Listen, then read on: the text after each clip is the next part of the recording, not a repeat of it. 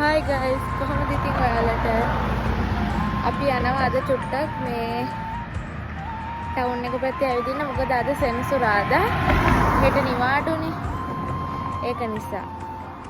දැන් වෙලාව රෑ 8ට විතර ඇති. ඒ වුණාට තාම මේ දවල් එළියේ තියෙනවා. මෙහි දැන් අපි දෙන්න සතියක් නිවාඩු හිටියනේ. මෙහි මේ සමයකට හැමෝටම නිවාඩු දෙනවා සතියක් හෝ සති දෙකක්. ඉතින් මේ අපි දෙන්න සතියයි නිවාඩු ගත්තේ. ඉතින් අද අගෝස්තු 15 වෙනිදා මෙහි ඉතාලියේ හැමෝටම නිවාඩු. ඒකට කියන්නේ ෆෙරාගෝස්තු කියලා.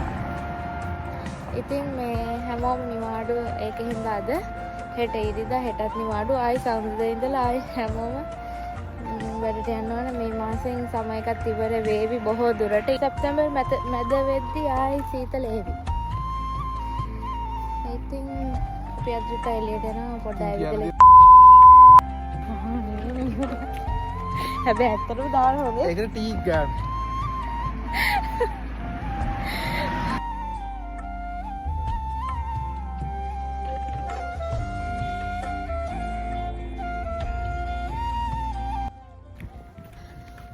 අපි හවස ආපුවම දැන් තමයි ගෙදර යන්නේ. දැන් වෙනවා 10:00.